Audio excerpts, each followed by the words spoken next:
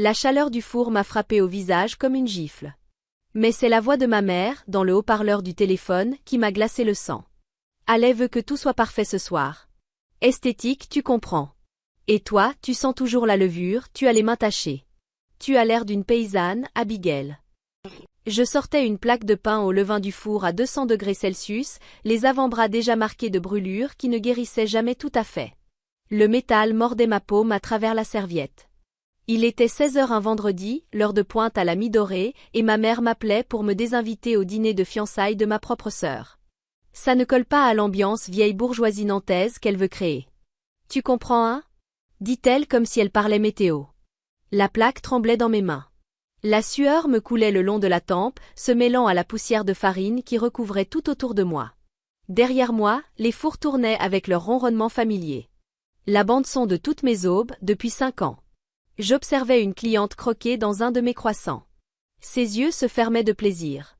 Ce moment de lien, de nourrir quelqu'un avec du vrai. C'est pour ça que je vivais. Mais pour ma famille, je n'étais qu'une machine au sous-sol, qui maintenait les lumières allumées. D'accord, ai-je murmuré. Le mot avait le goût de cendre. Je raccrochai avant qu'elle ne dise autre chose. Je posai la plaque sur la grille de refroidissement et je me replongeai dans le rythme du fourni, tentant d'oublier la conversation. Je m'appelle Abigail, j'ai 31 ans et je suis chef pâtissière. Voici l'histoire de comment j'ai cessé de nourrir ceux qui me laissaient mourir de faim. Mais avant de vous dire comment je leur ai fait regretter cet appel, laissez-moi un commentaire avec l'heure qu'il est chez vous. J'ai toujours aimé savoir qui est réveillé avec moi. L'écran du téléphone s'éteignit dans ma main couverte de farine. Je restai là un instant, à écouter Marcus, mon second, crier les commandes. La boulangerie vivait autour de moi, minuteur qui sonne, pâte qui lève, client qui rit aux petites tables près de la vitrine. Cet endroit, c'était le mien. Je l'avais bâti à partir de rien, un camion de rue, un rêve, et des prêts étudiants que je préfère oublier. Ce que ma famille n'a jamais su, c'est que la pâtisserie n'a rien de romantique. Les gens voient les vidéos en ligne, les nuages de farine au ralenti, les croissants dorés sur les plans de travail en marbre. Ils ne voient pas le réveil à 3 heures du matin, les brûlures qui dessinent vos bras comme un champ de bataille, les épaules qui grincent jusqu'à l'os. Ils ne voient pas les 5 000 € que je transférais à mes parents chaque mois depuis 5 ans. Mon père, Bernard, avait fait de mauvais placements en 2020. Il avait perdu une grosse partie de sa retraite dans les crypto-monnaies, sur les conseils de son partenaire de golf. Il n'en a jamais parlé. Il fallait préserver l'image, celle de la vieille bourgeoisie nantaise, des clubs privés et de la maison en pierre dans le centre-ville. Alors je suis devenu le portefeuille invisible. Le générateur au sous-sol pendant qu'il recevait à l'étage. Quand Ale avait besoin d'un nouvel appareil photo parce que l'ancien ne flattait plus sa peau, j'envoyais le chèque. Quand le chauffage de la maison a lâché, j'ai payé. Quand maman a voulu refaire le salon, parce que les meubles ne rendaient pas bien sur les photos de la page de Ale, j'ai encore payé. Je me disais que je soutenais la famille. C'est ce qu'on fait, non? On prend soin des siens. Mais ce jour-là, dans ma boulangerie, face à mon reflet dans l'inox de la table de préparation, j'ai compris une chose. Ils aimaient le produit. Ils méprisaient la productrice. Ils aimaient mon argent. Ils aimaient se vanter du pain artisanal de la boulangerie de leur fille. Ils aimaient la sécurité que je leur offrais. Mais ils avaient honte du travail qui rendait tout ça possible. La sueur, les matins glacés, les mains rugueuses et abîmées. J'étais utile, pas précieuse. Et ça n'a rien à voir. Le lendemain matin, la clochette de la porte n'a pas tinté, elle a vibré, sèche, autoritaire. Le bruit de gens qui croient que tout leur est dû. Je levai les yeux de la machine à laminer, les mains enfouies dans le beurre et la pâte. Toute ma famille venait d'entrer.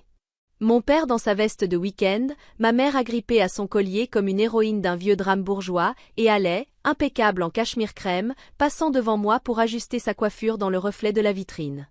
Abigail, Dieu merci. Maman haletait, agitée. On a une urgence. Pas de bonjour. Pas d'excuse pour hier. Juste, urgence. Le traiteur a annulé, annonça Ale à son propre reflet, lissant ses cheveux. Problème familial, apparemment. Totalement non pro. Bref, il faut que tu sauves la situation. J'essuyai lentement mes mains sur mon tablier, les regardant. Sauver quoi? Les desserts, évidemment. Ale se retourna enfin, le visage crispé. Il nous faut 5 douzaines de thé cronut minuit, ceux avec les feuilles d'or. Et un gâteau vanille framboise à 3 étages. Livré au lieu de réception avant 16 heures. Je jetai un œil à l'horloge. Il était 10 heures. Il voulait un processus de 3 jours, en 6 heures. Et avoir mon père fixer avec passion mon batteur sans oser croiser mon regard, il le voulait gratuitement. Écoute, Abby. Mon père s'avança, tentant de paraître ferme. On sait que c'est à la dernière minute, mais c'est pour ta sœur. Les associés de Jonathan seront là. Il faut faire bonne impression. On a besoin du meilleur. Héloïse, elle, ajustait toujours son cachemire devant la vitrine. Elle ne me regardait pas. Elle regardait ce que je pouvais faire pour son image. J'étais juste un accessoire de plus dans sa mise en scène parfaitement contrôlée. Et là, j'ai compris. Elle utilisait les gens comme des miroirs. Tout dans sa vie ne servait qu'à refléter sa beauté, son statut, sa marque. Elle ne me voyait pas. Elle voyait une imperfection dans son reflet qu'il fallait corriger. Moi, depuis 5 ans, je mettais mon art au service de la connexion. Je mettais mon âme dans cette boulangerie pour nourrir les gens, pour leur offrir du vrai. Elle regardait son image. Moi, je regardais le monde. On n'était pas de la même espèce. Je ne peux pas, ai-je dit. Le silence est tombé, immédiat et total. Comment ça, tu ne peux pas? La voix de ma mère monta d'un ton. Tu as de la farine partout. Tu n'as qu'à les faire. La pâte des cronutes repose 48 heures, répondis-je calmement. Et les couches du gâteau doivent refroidir. C'est physiquement impossible. Tu es juste égoïste. Le visage d'Héloïse se tordit. Tu me punis parce que maman t'a des invités. Tu es tellement mesquine. C'est mes fiançailles, Abigail. Tu vas tout gâcher pour une histoire de susceptibilité. Je ne suis pas mesquine, dis-je.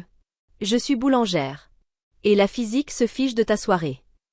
Mon père frappa la table de préparation. Un bol de ganache sauta. Ça suffit.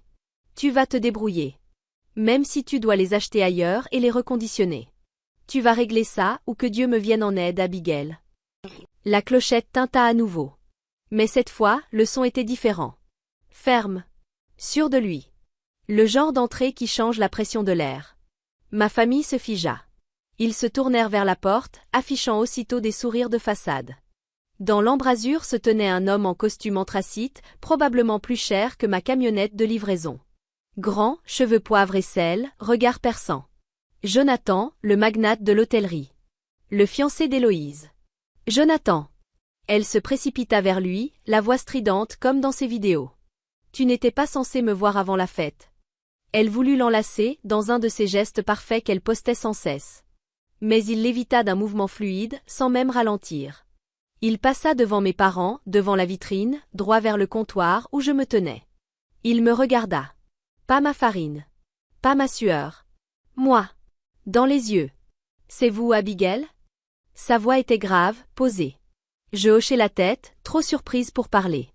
Il expira, soulagé. J'essaie de vous rencontrer depuis 6 mois. Je suis Jonathan Reed. Je possède les hôtels Atlas. Nous travaillons exclusivement avec votre boulangerie pour nos suites VIP. Votre viennoiserie est la seule raison pour laquelle notre hôtel de Paris a obtenu une note 5 étoiles au petit déjeuner. Il jeta un regard vers Héloïse, puis revint à moi. Ce matin, quand j'ai appris que votre famille avait un souci avec le traiteur, votre père a contacté mon assistante pour des recommandations. J'ai compris que c'était peut-être ma seule chance de vous rencontrer en personne. Et de comprendre pourquoi vous avez ignoré nos propositions de partenariat. Ma mère émit un petit bruit étranglé. Mon père semblait avoir reçu un coup derrière la tête. Héloïse était figée, bras toujours en l'air. Tu la connais? La voix d'Héloïse tremblait. Jonathan se retourna lentement, comme s'il avait oublié sa présence. La connaître? Héloïse. Cette femme est un génie. Je vous ai dit que j'avais accepté de rencontrer votre famille uniquement parce que j'espérais qu'elle était liée à la propriétaire de la Mie Dorée. L'air quitta la pièce. Jonathan se tourna de nouveau vers moi, les sourcils froncés. Je vous ai envoyé 5 mailles, Abigail. Mon équipe aussi. On voulait s'associer avec vous pour ouvrir une boutique phare dans notre nouvel hôtel à Tokyo. Pourquoi n'avez-vous jamais répondu? On a cru que vous n'étiez pas intéressé. Je fronçai les sourcils, m'essuyant à nouveau les mains. Je n'ai jamais reçu ces mets. Je vérifie ma boîte tous les soirs. Jamais je n'ignorerai une telle offre. Il sortit son téléphone, tapota l'écran, puis me le montra. La chaîne de mets était là.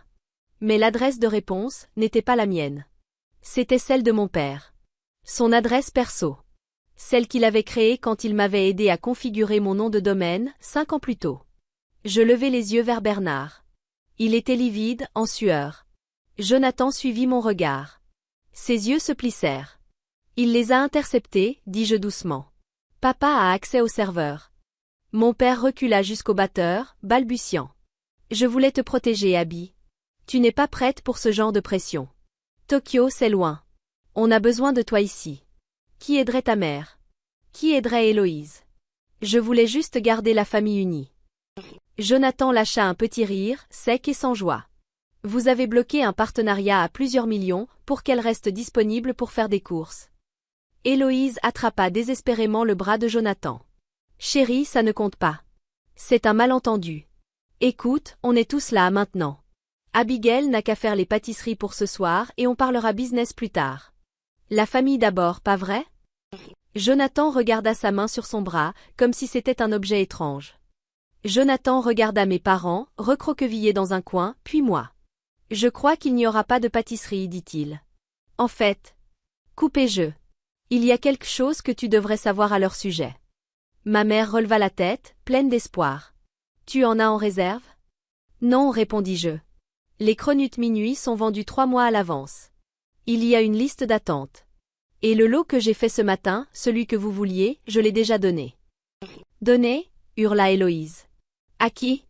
Au foyer pour femmes de la rue Sainte-Catherine. J'y dépose des viennoiseries tous les vendredis à 9 h. Le placard est vide, Héloïse. Il ne reste pas une miette pour toi. Le masque d'influenceuse d'Héloïse se fissura d'un coup. Et dessous, il n'y avait qu'une enfant gâtée. Elle hurla, pas des mots, juste un cri brut, de frustration. Tu es jalouse, hurla-t-elle, le visage écarlate. Tu l'as toujours été. Tu n'es qu'une boulangère, Abigail. Tu joues avec de la farine pendant que moi je construis une marque.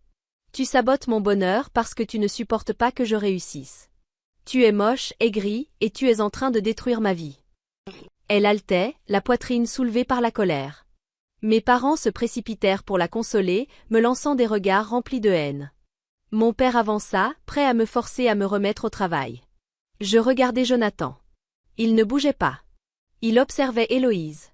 Son visage impassible, taillé dans la pierre. Il voyait enfin ce que je voyais, la laideur, l'arrogance, la cruauté, le vide. Puis il posa les yeux sur moi.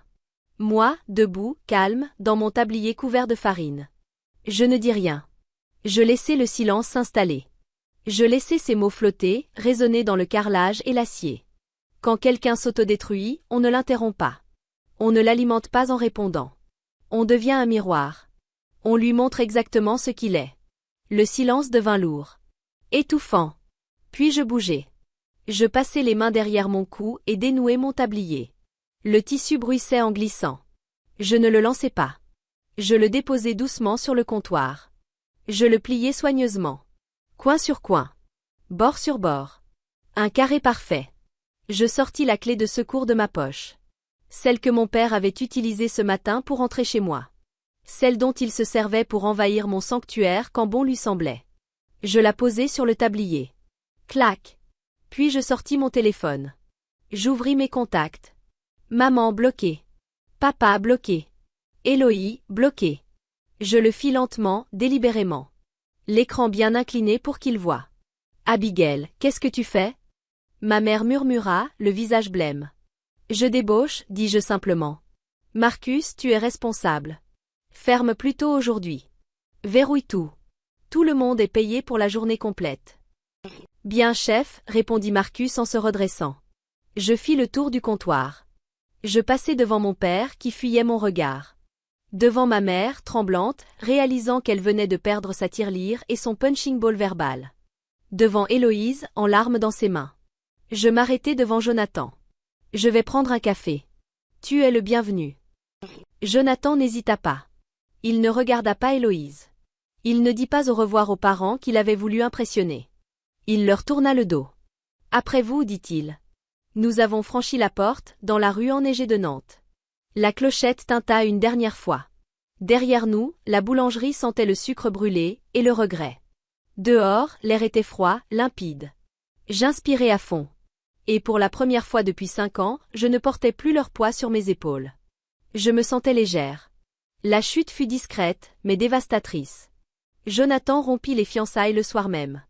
Il retrouva Héloïse dans un café du centre-ville et lui dit, sans détour, qu'il ne pouvait pas épouser une femme dont la cruauté envers sa propre famille révélait une profonde incompatibilité de valeurs. Elle tenta de sauver les apparences, entre larmes et promesses. Mais sa décision était prise. La rupture fut définitive en moins d'une heure. Le lendemain matin, Héloïse se retrouvait seule, avec une fête de fiançailles annulée, et des dettes qui s'accumulaient. Elle essaya de retourner la situation sur les réseaux. Elle posta une vidéo en larmes, parlant de trahison, accusant sa sœur jalouse d'avoir détruit le plus beau jour de sa vie. Mais sans l'argent ni les contacts de Jonathan, son contenu s'épuisa. Le lieu de réception la poursuivit en justice pour les frais d'annulation. Et après des mois de procédure, elle dut payer un montant qui vida ses maigres économies. L'esthétique qu'Héloïse avait patiemment façonnée s'est effondrée. Parce qu'elle reposait sur une fondation que je finançais. Ses abonnés ont compris que son style de vie n'était qu'une façade. Ils sont passés à la prochaine étoile brillante. Mes parents se sont retrouvés avec une maison qu'ils ne pouvaient plus assumer et des dettes qu'ils ne pouvaient plus rembourser. Sans mes virements mensuels, le chauffage a été coupé, en plein mois de février. Ils ont dû vendre. Déménager dans un petit appartement, en périphérie, à des kilomètres de cette image de vieille bourgeoisie nantaise qu'ils chérissaient tant.